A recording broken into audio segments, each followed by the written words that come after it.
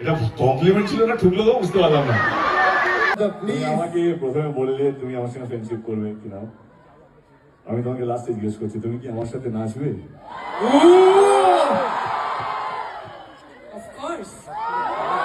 এই জন্মে অন্তত আমি আমার নাম থেকে শুভশ্রীকে সরাতে পারবো না। শুভশ্রী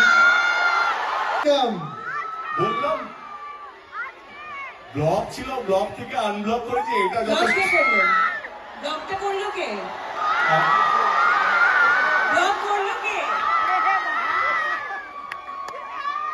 আমি ব্লক করিনি। আমি আচ্ছা নিয়ে এসো রাজদীপ, ফোনটা নিয়ে এসো।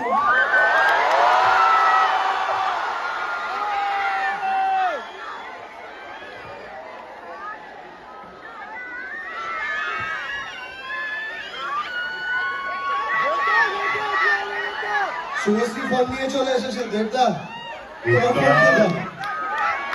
আরে ফোনটা নিয়ে আয়।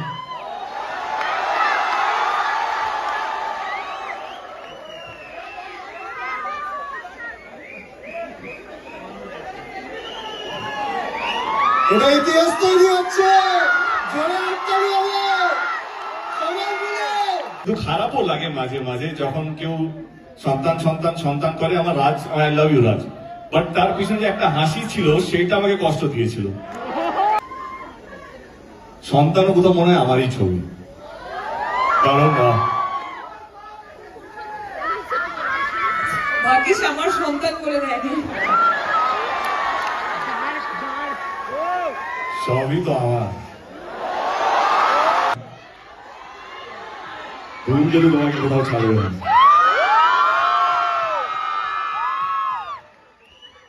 এবার প্লিজ তোমরা বসো। তোমার কোন প্রোফাইলটা লেফট অর রাইট?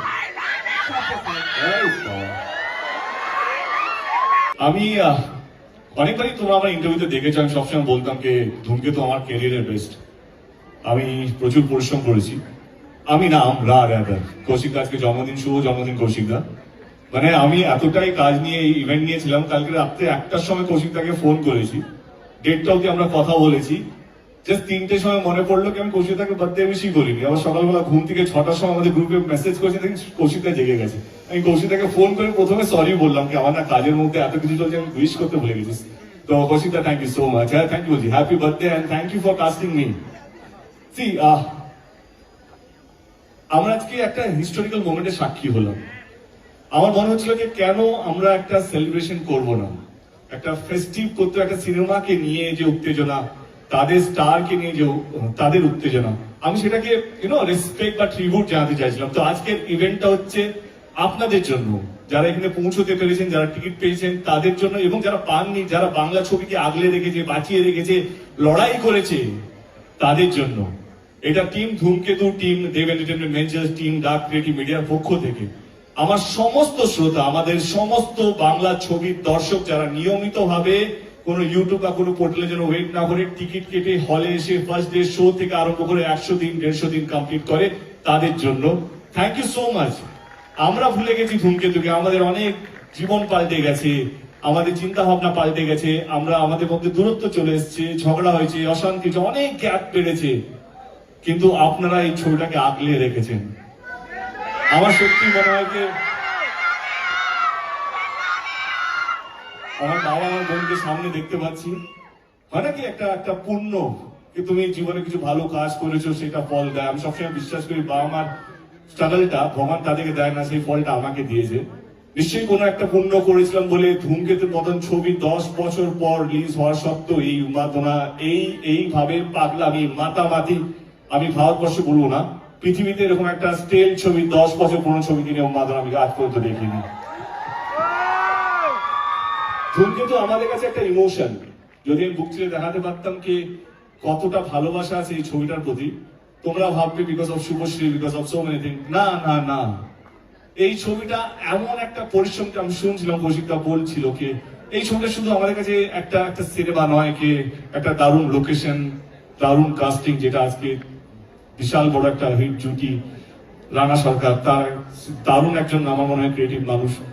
শুধু আমাদের কাছে একটা সিনেমা নয়, এমন একটা জিনিস হয়ে দাঁড়িয়েছে ধূমকেতু আমাদের কাছে, সেটা ইমোশন বা শব্দ দিয়ে আমরা বোঝাতে পারবো না। আর মনে হয় 14 তারিখে যখন আপনারা ছবিটা দেখবেন, আমি যে শব্দগুলো এখন বলছি অক্ষর অক্ষর আপনারা বুঝতে পারবেন ধূমকেতু কেন এতটা আমাদের কাছে প্রিয় একটা সাবজেক্ট। আমাদের রাগ অভিমান আমরা সব ভুলে গিয়ে শুধু একটা ছবির জন্য আমরা এই মঞ্চে এসেছি। বিশ্বাস করুন, আমরা হয়তো আরো ছবি বলবো, লেডি সুপারস্টার থেকে লেডি মেগাস্টার হবে, আমি হয়তো অনেক কিছু হবো, কৌশিক আমি হয়তো আরো 40-50টা জাতীয় পুরস্কার পেয়ে যাবে, রানা সরকার হয়তো আরো অনেকগুলো ছবি করবে। কথা দিয়ে রাখছি, ধূমকেতু আমাদের জীবনে কারো জীবনে ফেরত আসবে না। এবং আমি অ্যাজ এ প্রডিউসার ধূমকেতু কিছু দিতে চাইছিলাম, হয় না একটা 10 বছরের যন্ত্রণা, 10 বছরের একটা আবেগ। I also want to give something to ধূমকেতু। আজকের ইভিনিংটা আমার এই ছবিকে দেওয়া, এবং এই শ্রোতা যারা তোমরা বা যারা দর্শক যারা হয়তো আমাকে এখন লাইভ দেখছে বা রেকর্ডেড ভিডিও দেখবে, ডিলেট ভিডিও দেখবে, এটা আপনাদেরকে ট্রিবিউট জানাবো। Thank you so much. আজকের দিনটা এরকম ভাবে আমাদের সঙ্গে মানে কি বলবো সেলিব্রেট করার জন্য থ্যাংক ইউ সো মাচ।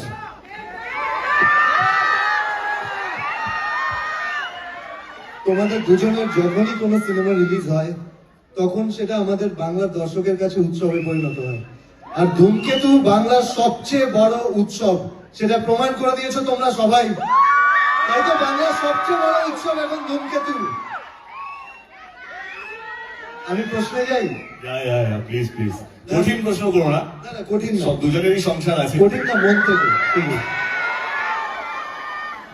না দেবদা, আমি শুনছিলাম তুমি বলছিলে যে এতদিন পর দেখা হচ্ছে, দেখা হলে কি কথা বলবো, তো দেখা হলো, কি কথা বললে প্রথমে? হ্যাঁ, শুভশ্রীকে। সত্যি কথা বলবো না অ্যাক্টিং করবো? না, সত্যি বলো, সত্যি বলবো তো। আমি ওর ইন্টারভিউ গুলো দেখছিলাম, আমরা আলাদা আলাদা ইন্টারভিউ গুলো দিয়েছিলাম। আমি ইন্টারভিউ গুলো দেখে মনে হয় কি এত গম্ভীর হয়ে যাচ্ছে কেন, যখনই দেব নাম আসছে, ধূমকেতু নাম আসছে। ওকে দেখা হয় একটাই কথা বললাম, একটু হেসু, মানে খারাপ কথা হলে শুনতে ভালো লাগবে। আমি জাস্ট হাসিটা মিস করলাম, বাকি তুমি কি বলেছো আমার কোনো ইয়ে নেই, বাট একটু হেসে কথা বললে, খারাপ কথা হলেও শুনতে ভালো লাগবে। তাই তো বলেছি? তুমি কি বলেছো? Can I join? মানে এই আনসারটাতে আমি জয়েন করতে পারি? হ্যাঁ হ্যাঁ। সো এটা সবাই বলবে, শুভশ্রী মানে তার সাথে,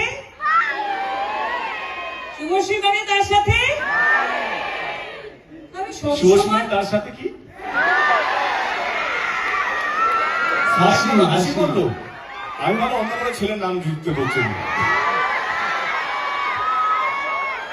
আরে না, আমি স্কুলে গেছি তোমার আর হ্যাঁ, so আরে 10 বছর আমরা দেব পাল্টাইনি। হ্যাঁ বলো, কিছু বলছিলে তুমি? ও আমাকে খুব কম মানুষই দেখেছে যে না হাসতে, সো আমি হাসছিলাম, বোধহয় তুমি দেখতে পাওনি।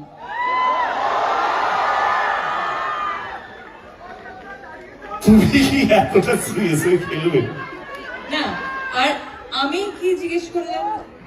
হ্যাঁ, মানে আমার যে আমি- প্রশ্নগুলো সেটা তোমাদের দুজনের জন্যই কিন্তু। হ্যাঁ, ও ওকে। সো আমি জিজ্ঞেস করলাম আমার সাথে ফ্রেন্ডশিপ করবে?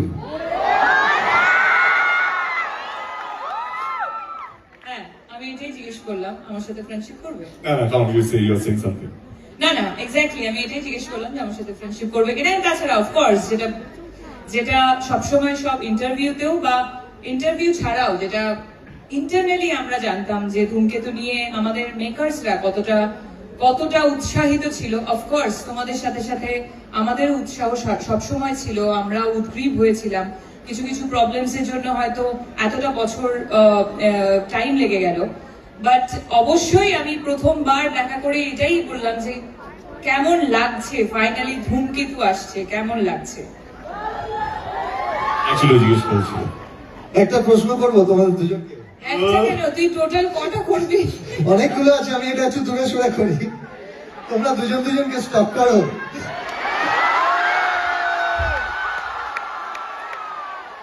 ভাই প্রশ্ন শুধু শুনবি এনেছি আমি। আমরা দুজনকে স্টপ করি কিনা? তোমরা দুজনকে স্টপ করো।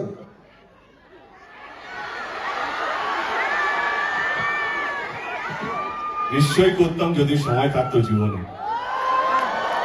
কিন্তু সময় এতটাই ব্যস্ত হয়েছি জীবনে যে যদি 1 মিনিটে যদি কতবার নিঃশ্বাস নেওয়া যায় না, বাট ডাক্তার যদি কেউ কারেক্ট মি ফ্রম রং, যদি নিঃশ্বাস নেওয়া একটু বেশি সময় পেতাম তাহলে একটু ভাবতাম, কিন্তু এত বেশি কাজ, এত বেশি তো বাট আমার মনে হয় স্টপ কাকে করে, লেটস বি ভেরি প্র্যাকটিক্যাল। হ্যাঁ, স্টপ কাকে করে যার বিষয়ে তুমি জানো না, যে তোমার ফিরে আসে না। ও এত বড় স্টার হয়ে গেছে, না চাইলেও আমার ফিরে থাকবে ও। আমি না চাইলেও ওর একটা হোর্ডিং দেখতে পাই। তো আমাদের স্টপ করতে হয় না, কারণ আমরা যেইভাবে নিজেদের কে ধরে রেখেছি, সেই জন্য আলাদা করে নিজেদের বিষয় জানতে হয় না। এবং আমাদের বন্ধু বান্ধবরা এমন কিছু আছে গসিপ দেওয়ার জন্য পড়ে থাকে, ও এইটা করছে, ও এইটা করছে, তো I think they are updated. আর আমি বলবো যে আমাদের ইন্ডাস্ট্রিটা খুব ছোট একটা ইন্ডাস্ট্রি, আমরা পরিবারের মতো কাজ করি, এবং স্টক কথাটা একটা নেগেটিভ কথা। তো অনেক জায়গায় ওর সাথে আমার দেখা হয়েছে, বহু জায়গায়। ও বলেছে যে দেখা হয় না, 10 বছর পর দেখা হয়েছে, বাট বহু জায়গায় আমরা মিট করেছি অ্যাকচুয়ালি। অনেক প্রিমিয়ার্সে মিট করেছি, অনেক কিফে আমরা প্রত্যেক বছর মিট করতাম। ওইদিকে ও পোলে, আমি ওই পোলে। হ্যাঁ, তো সেখানে তো দেখা হয়ে যেত, সেখানে তো দেখা হয়ে যেত, তাহলে আর স্টক করার তো প্রয়োজন পড়ে না। এবং তার সাথে সাথে যেটা ও বললো যে এত ভালো ভালো কাজ ও করছে, সেই কাজের রিপোর্ট অলমোস্ট যখনই ছবি রিলিজ করে ওর, তখন দেখতে পাই কত সুন্দর করে ছবি প্রমোট করছে। সো সেইগুলোর জন্য স্টক করতে হয় না, আমরা সবাই সবারই খবর রাখি। আমরা সবসময় দেখতে পাই যখন স্কুলে কোনো কোয়েশ্চেন আসে যে দেব দেবীর ব্যাপারে লিখতে বলে কাউকে, বাচ্চারা অনেক সময় ভুল করে দেব আর শুভশ্রী লিখে দেয়, দেবের পর একটাই নাম চলে আসে। এটা এখন নয়, এটা কিন্তু খুব ছোটবেলা থেকে, হ্যাঁ সবসময়, মানে আমাদেরও ছোটবেলা থেকে, আমি তো দেখেছি এটা পরাঞ্জয়ের সময় থেকে হয়ে আসছে। হ্যাঁ একদমই তাই, তখন থেকে এখনো হয়, এখনো দেবের পর শুভশ্রী লিখে দেয়। তো তুমি যখন শুভশ্রীর নাম শোনো তখন তোমার কি মনে হয়?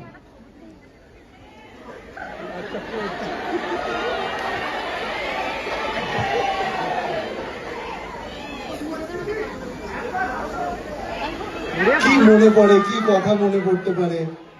আর তোমার কাছে সেম কোয়েশ্চেন আমার।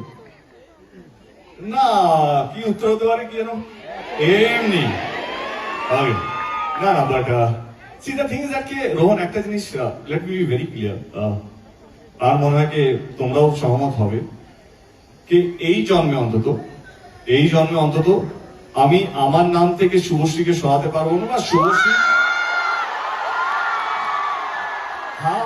half truth is more dangerous, let me complete. তো ওর এই জন্মে শুভশ্রীর নাম থেকে আমাকে সরাতে পারবে না, যখন জুটি নিয়ে আলোচনা হবে, অন স্ক্রিন জুটি নিয়ে আলোচনা হবে।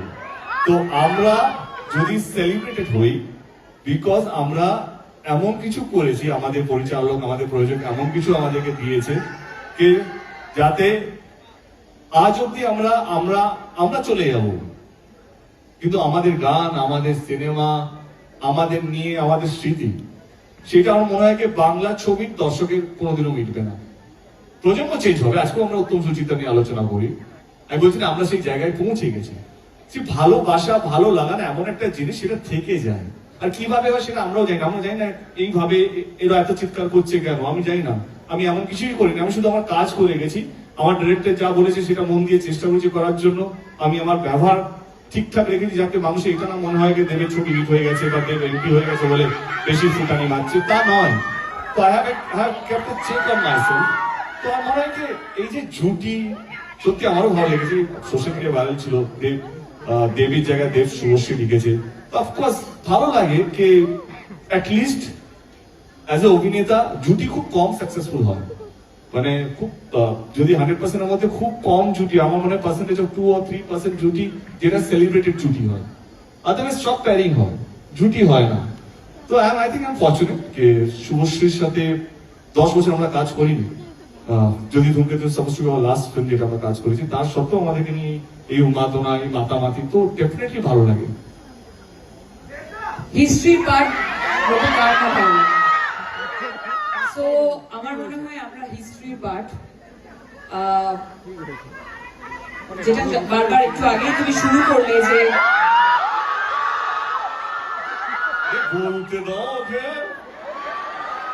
এমনি ছবিটা কম প্রমোশন করেছে, পুরোটা লিখে নিতে হবে আমাকে আজকে। এমনি যেটা তুমি শুরু করলে যে আমাদের বেঙ্গলি ইন্ডাস্ট্রিতে জুটি যাদের যাদের নাম তাদের সাথে আমাদের নাম নেওয়া হচ্ছে, এটা থেকে বড় পাওনা আর কিছু হতে পারে না। বর্ধমানে ছোটবেলায় যখন বর্ধমান থেকে কলকাতায় জার্নি করে এসেছি, তখন এরকম একটা জায়গা পাবো সেটা তো ভাবিনি। তার সাথে সাথে যে একটা জুটি তৈরি হবে, তারপর দেখতে যেটা- পাবে, এটাও হবে।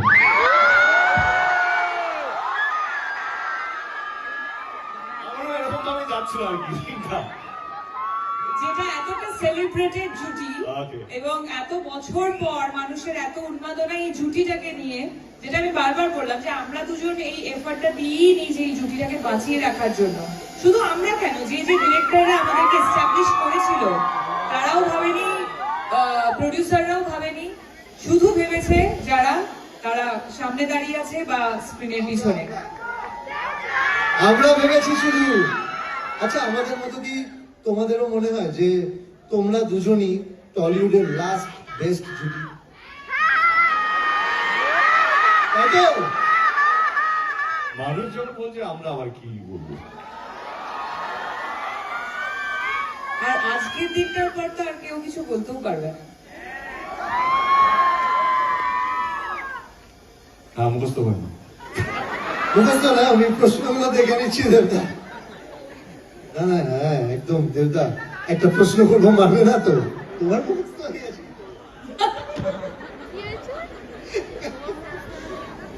মানবে না তো দেবদা প্রশ্নটা করলে? দেখ, আমি তোকে মারবো না, মেক শিওর দ্যাট আমি যেন মার না খাই। ঠিক আছে, তাহলে করেই নি একটা প্রশ্ন। হ্যাঁ, বলছি তোমরা দুজনকে সোশ্যাল মিডিয়াতে ফলো কবে করবে? ইনস্টাগ্রাম। বললাম ব্লগ ছিল, ব্লগ থেকে আনব্লক করেছি, এটা যথেষ্ট। ব্লগটা করলো, ব্লগটা করলো কে? ব্লগ করলো কে? আমি ব্লগ করিনি। আমি আচ্ছা, নিয়ে এসো রাজদীপ, ফোনটা নিয়ে এসো।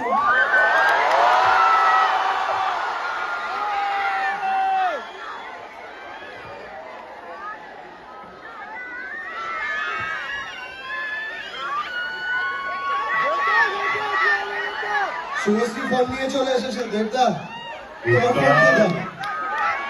আরে কোনটা নিয়ে আয়?